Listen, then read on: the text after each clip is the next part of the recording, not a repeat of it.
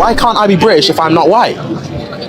Well, if you, for example, if you were to marry an English woman and you had a child, your child would be English because it has the lineage from the mother. That you just completely answered a separate question. I didn't say anything about marrying an English woman. I haven't answered a separate question. It's just about lineage. Do you understand the concept of lineage? You keep dodging my question. Do you understand the concept of lineage? As someone that was born here with a British passport, I've lived here all 18 years. I'm just as patriotic as you. Why am I not British? That's very nice. You're patriotic, and that's very good. But do you think that you should ride on the back of 1,500 years of lineage in this country that I come from? Riding on the back is not a fair thing to say at all. Well, actually, I think my family contributes a lot more to society than you. You sit here in town spewing bigoted nonsense, whereas my family, we help sick people, sick British people. Your people that you say that are your people, we help people of all races. Thank you. It's not about races. I think being British isn't about colour, and I think the fact that you think that's quite concerning in 2026. So, are you English? I'm British. I don't know what your question. So you're differentiating British and English. I mean, why? Why are you not English? It's a British passport. I am English. I'm English. How about that? I'm English. So why can't I be British if I'm not white? That's the question right there. And honestly, I find it frustrating that in 2026 we are still having this conversation, because for a lot of Black people, this isn't some academic debate about definitions. It's personal. And I want to react to this clip because there's something happening here that I think we need to talk about. Obviously, the argument about lineage is interesting because lineage and nationality are not the same thing. Your ancestry can tell you where your family came from.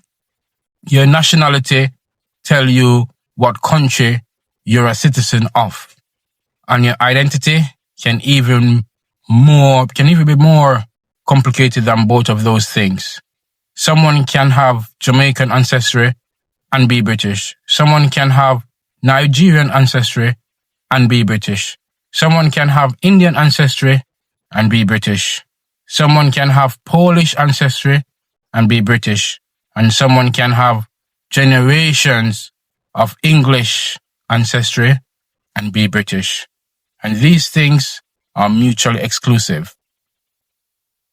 And this is where I really understand the frustration for the Black British that is born here.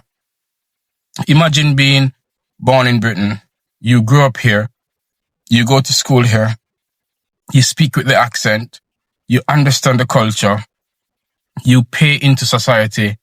You have a British passport. This is your home. You don't know nowhere else. And yet someone can look at you and easily say, but are you really British? At some point, you have to ask, what exactly are you asking me to prove? And you must imagine how frustrating and tiring this conversation is. And this is something that hit home for me, because I have kids who were born British. So when I hear these conversations, I don't just think about myself. I think about the generation coming behind us. What are we telling our children? What are we telling them? Are we telling them you're British, but maybe not enough? Are we telling them you belong here, but somebody else get to decide whether you belong? Because that can have a serious impact on a person's sense of identity. And you can see this over the generations prior to now. And I actually think this was one of the strongest moments in this clip. I am English, simply. Because ultimately, identity isn't always something that someone else gets to hand to you. If you were born here, raised here, live here, contribute here, and identify as British or English, why should someone else be able to tell you you're not? No, I don't think we should pretend that ancestry doesn't matter. Of course it matters. Our history matters. Where our parents and grandparents came from matters. The Caribbean has history. Africa has history. England has history. Scotland, Wales, and Northern Ireland have their histories.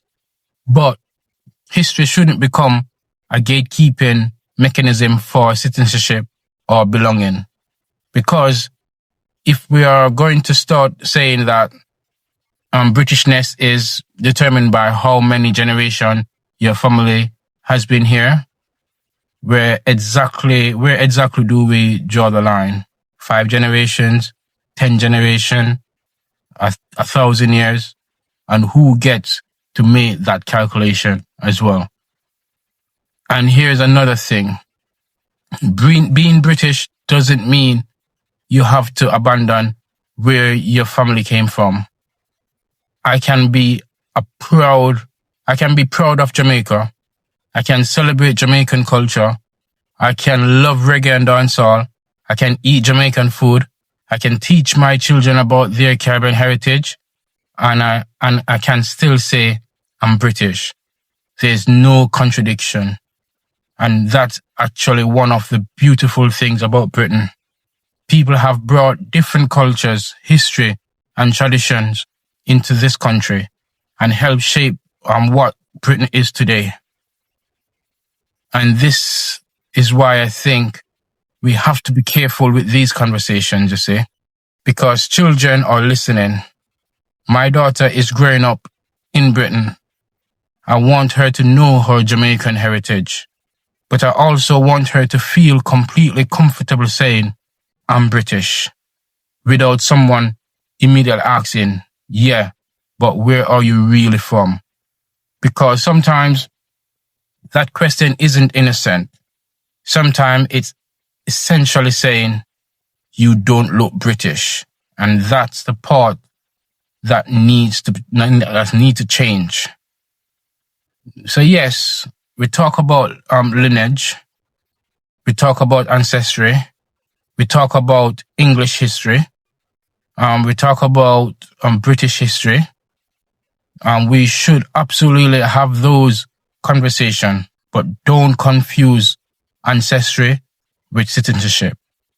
I don't confuse skin color and don't confuse skin color with nationality either, because Britain in 2026 doesn't look like Britain 100 years ago. And Britain isn't going backwards. The question isn't, can a black person be British? The question we should be asking is, why are we still having to prove that they are?